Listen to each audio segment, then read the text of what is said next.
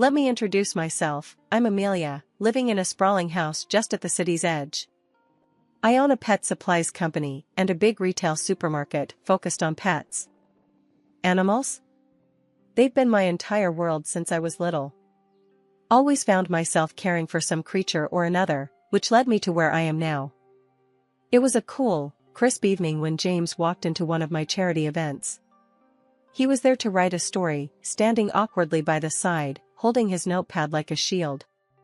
I walked over, breaking into his space with a smile and a hand stretched out. "Hey, I'm Amelia. Haven't seen you around here before. You new?" He took my hand, a bit surprised, then flashed a quick, somewhat nervous smile. "Yeah, James Mitchell. I'm covering this event for the local paper." "You're Amelia Carter, right? The one who runs all this?" "Guilty as charged," I chuckled, brushing a stray hair from my face. "Hope we're giving you something good to write about." "Oh, definitely." His eyes scanned the room, filled with volunteers and the happy chaos of an event in full swing. "This is impressive, what you've put together." "Thanks. We're all about giving back. Plus, I can't stand seeing animals in trouble. You got pets?" He shook his head. "Travel too much. Wouldn't be fair to the poor thing." We chatted more about the event, and he asked insightful questions that told me he did his homework. His genuine interest was refreshing, and as the night wore on, I found myself looking forward to his calls and texts. Fast forward 6 months, and we're standing under a simple yet elegant arch, exchanging vows. I remember thinking how wild it was that life could throw such good things my way when I least expected it. A year into the marriage, and my business was booming. The house felt even more alive with every stray I brought home. James, ever the intrepid journalist, kept bringing stories of his travels into our conversations, making our dinners lively and full of laughter. One night, I was closing up shop when a lady rushed in, just as I was about to turn the sign to "closed." She was clutching a cardboard box so tightly her knuckles were white. "Excuse me, are you Amelia?" she gasped, out of breath. "Yeah, that's me. What's up?" She thrust the box into my hands. "Found these kittens behind my house. I can't take care of them, but I heard you could help." Peeking into the box, I saw 4 tiny, mewling kittens, their eyes barely open. "I got them, don't worry. They'll be safe here." "Thank you so much." She looked relieved, almost on the verge of tears. "I just didn't know what else to do." After she left, I settled the kittens into a warm blanket in the back, ensuring they were comfortable.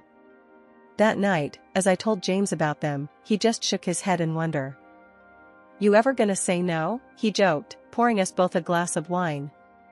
"Not when it comes to this. You know that."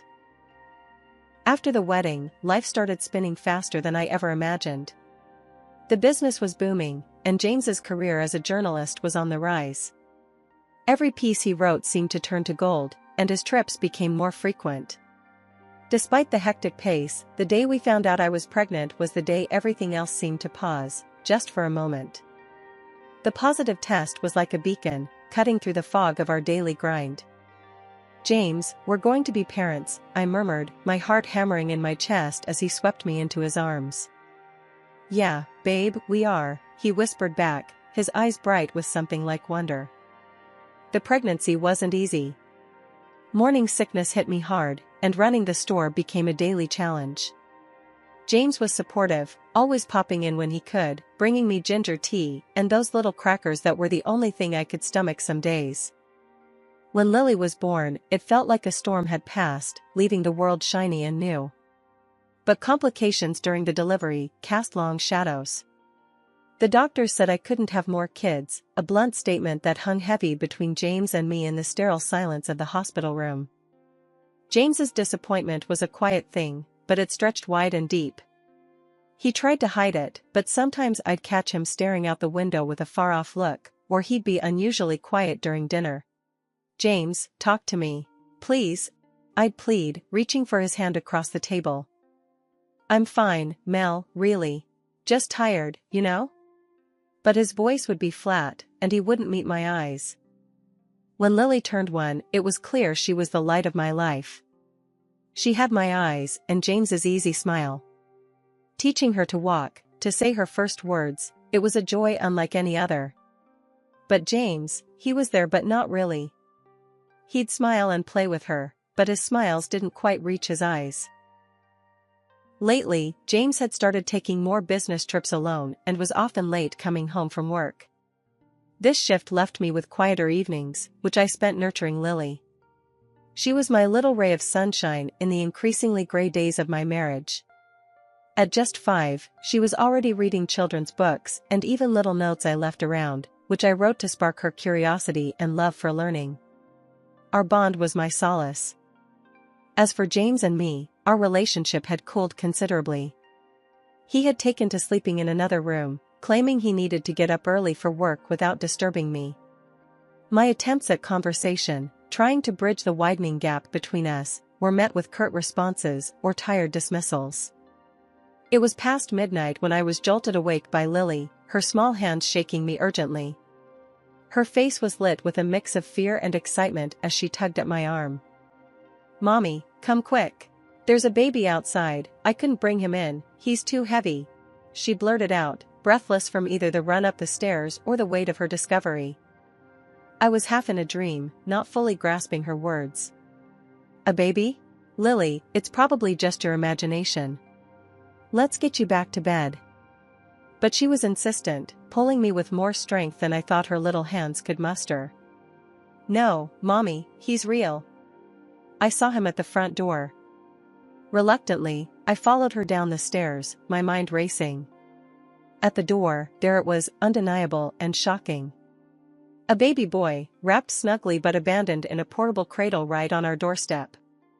This was a first for me. I'd taken in countless strays, but a child?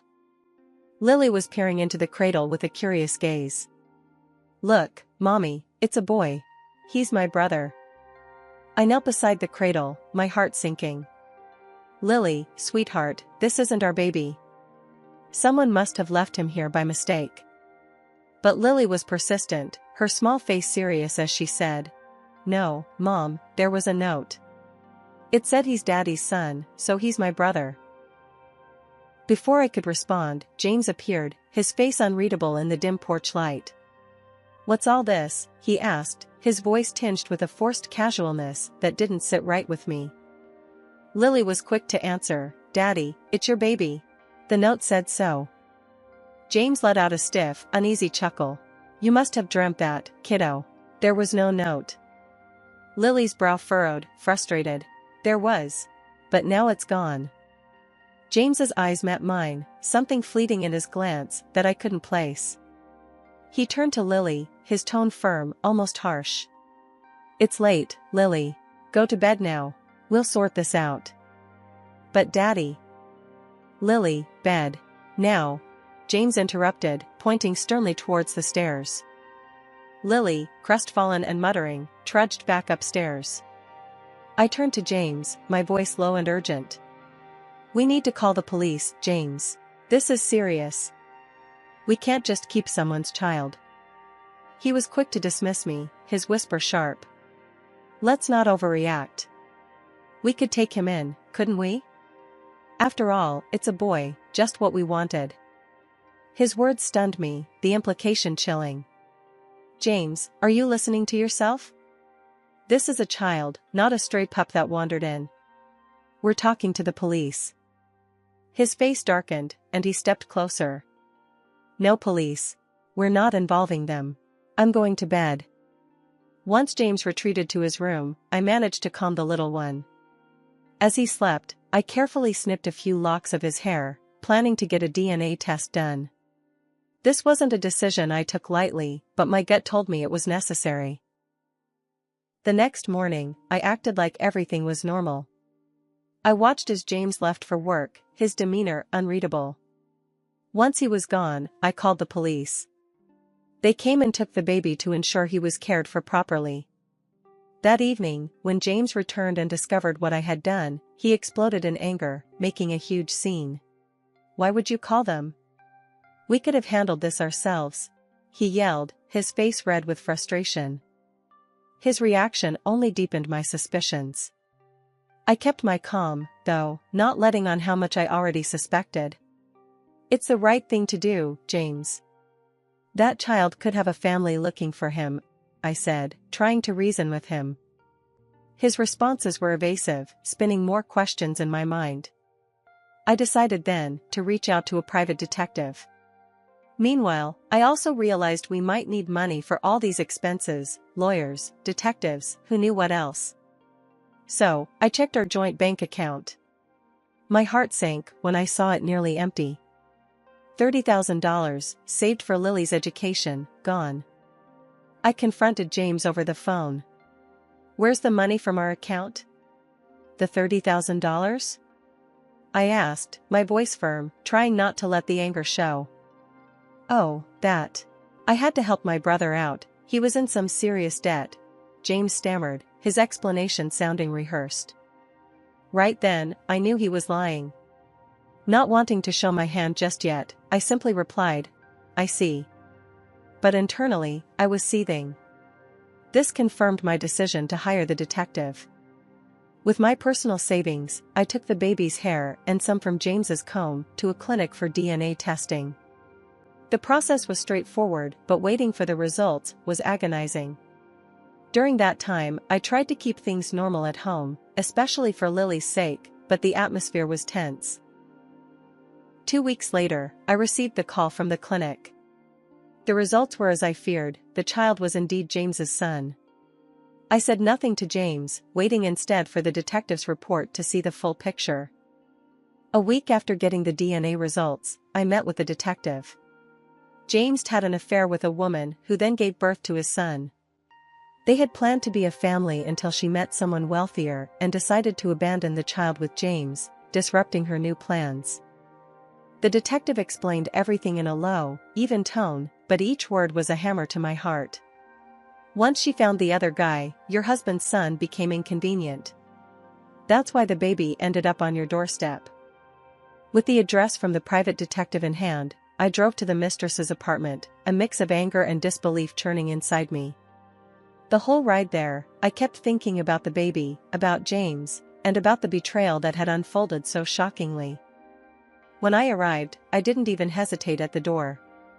I knocked sharply, my heart pounding in my chest.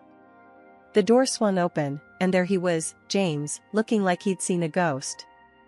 The color drained from his face when he saw me. "What are you doing here, Amelia?" he stammered, his voice barely above a whisper. I pushed past him into the apartment, my eyes quickly finding the woman who had turned my life upside down. She was as I imagined, only now wearing a panicked look as she saw me. "I'm not here to cause a scene," I said, my voice cold and steady. "I just want to know one thing. How could you leave a baby, your baby, alone on the street like that?" The mistress, her back stiffening, responded with a shrug that made my skin crawl. "I didn't want the child. James wanted a son, so I left him with you guys to raise." Her nonchalance about the whole thing infuriated me, but before I could reply, the doorbell rang. She looked visibly shaken, moving quickly to answer it. A man entered, confusion written all over his face. "Who are these people, Julia?" he asked, his tone cautious. Julia, the mistress, forced a nervous laugh. "Oh, they're just some friends. They were just leaving." But I couldn't let this go, not now. I stepped forward, meeting the eyes of the man who clearly expected a different kind of evening. "I'm James's wife, and this is our life she's been meddling with. She left her newborn with us because she thought she could get rid of the baby that easily when she found you," I said, the words bitter as they came out. The man, now pale, turned to Julia. "Is this true?" She opened her mouth, then closed it, no lies coming to her aid this time. The man's face hardened as he looked from her to James and then back to me. "I want no part of this," he said, and without another word, he was gone, his footsteps echoing down the hall. James tried to reach for me, his hands outstretched, pleading. "Amelia, please, I can explain. There's nothing you can say that will fix this. I'm filing for divorce." I cut him off, my voice trembling not just with anger but with a profound sadness. Julia's eyes were on James now.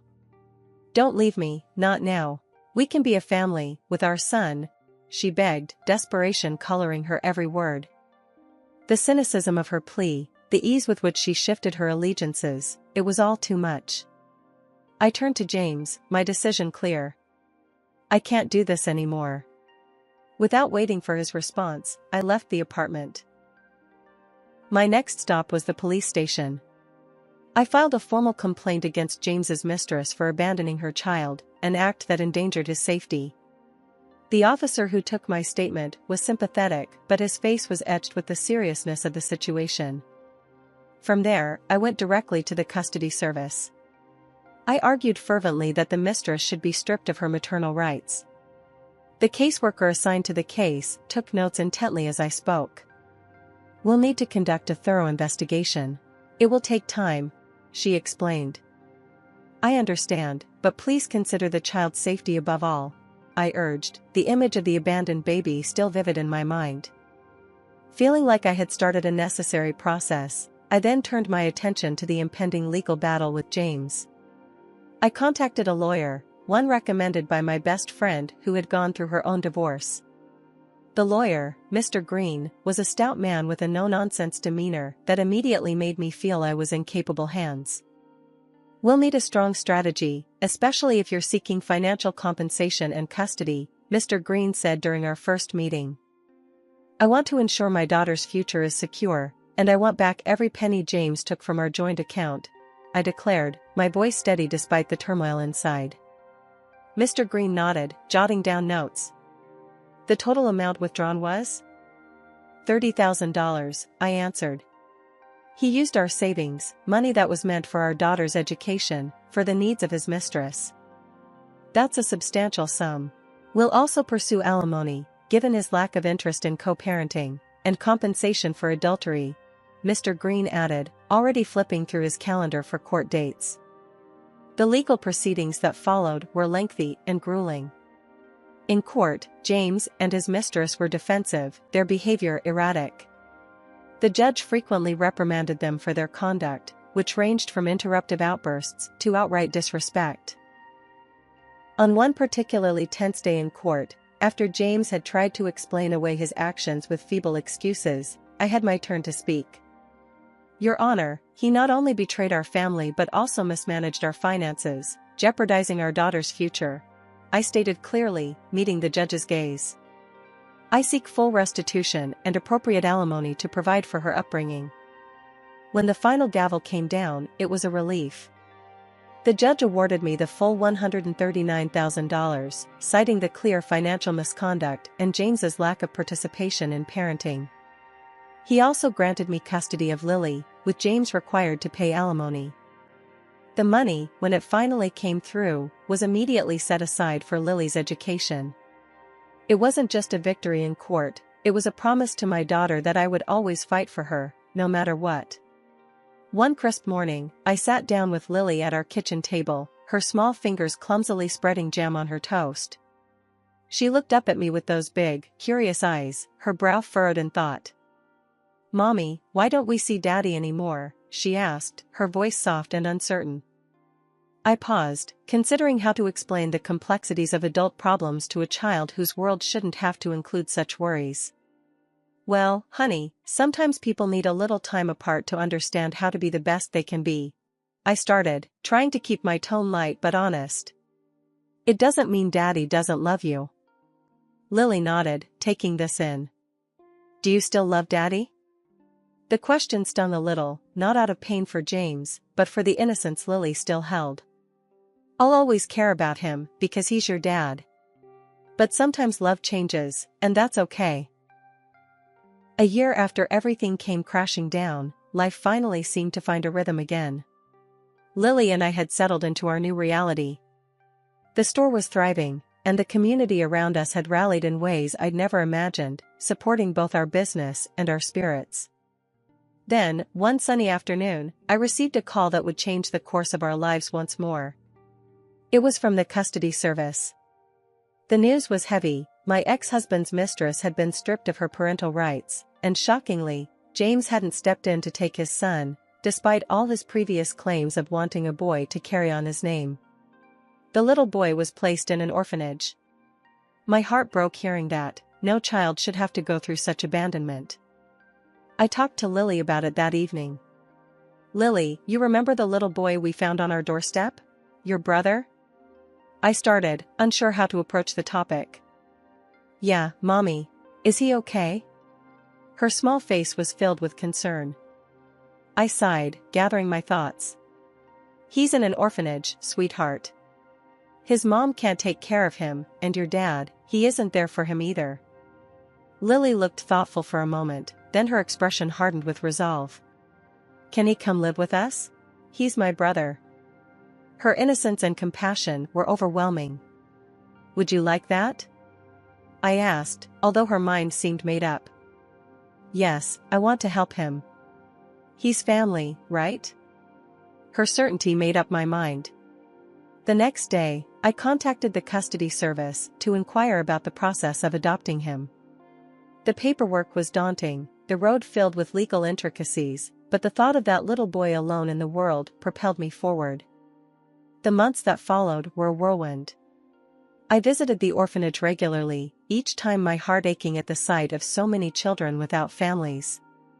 James's son, Ben, was a quiet, watchful child. Each visit, he grew more accustomed to me. One afternoon, as I was leaving, he tugged at my hand, his small voice calling after me, "Mommy, will you come back?" His words struck a chord deep within me. "Always, Ben. I'll always come back for you." It took 6 months of visits, meetings, and countless signatures before I got the call. The adoption was approved. I was overjoyed and terrified all at once. I rushed to the orphanage to tell Ben the news. When I arrived, he was playing in the yard, his little figure dwarfed by the big toys around him. As I approached, he spotted me and ran over, his small arms lifted in anticipation. I scooped him up, spinning him around. "Guess what, Ben? You're coming home with us. You're going to be my son and Lily's brother for real," I told him, my voice thick with emotion. Bringing Ben home felt like mending a piece of my heart I hadn't realized was still broken. Lily embraced her role as big sister with a fierce tenderness that only a child could muster. Watching them together, playing, arguing, and just being siblings, filled the house with a chaotic but joyous energy. Ben started school this year, and watching him head off with his backpack almost as big as he is, it fills me with pride. He's adjusted well, and his teachers all say he's a joy to have in class. Lily, ever the protective big sister, always checks on him during their school breaks, making sure no one picks on him. Running the pet store keeps me busy. It's more than just a job, it's a passion.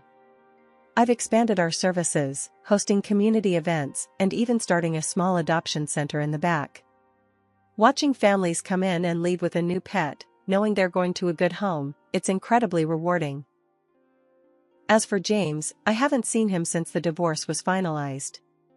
I heard through the grapevine he's moved out of state after losing his job and breaking things off with his mistress. Part of me is curious about how he's managing, but mostly, I don't want any part of that drama anymore. My focus is here, with our children, with our life. The other day, Lily and I were repainting the kitchen, a project we decided to tackle together.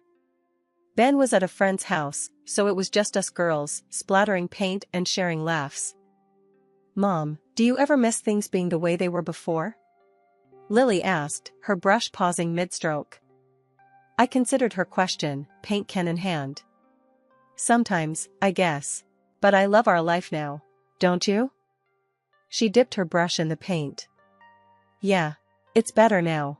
Ben's here, and we're happy. It's just different, that's all." "Different can be good, sweetheart. We've gotten through a lot, and here we are, stronger than ever," I reassured her, giving her a playful nudge with my elbow. Later that week, I had a meeting with the local animal shelter about partnering for an upcoming adoption event. After the meeting, as I was closing up for the day, I took a moment to look around at the life I'd built. From the bustling store filled with customers and their pets, to the community notices pinned up next to the register, to the photos of Lily and Ben at their latest school event. This was my world now, and it was a good one. As the sun set, casting long shadows over the floor of the shop, I locked up and headed home, ready to spend the evening with my kids, maybe watch a movie or play a game. Life had thrown us some curveballs, but here we were, catching every one and throwing them right back.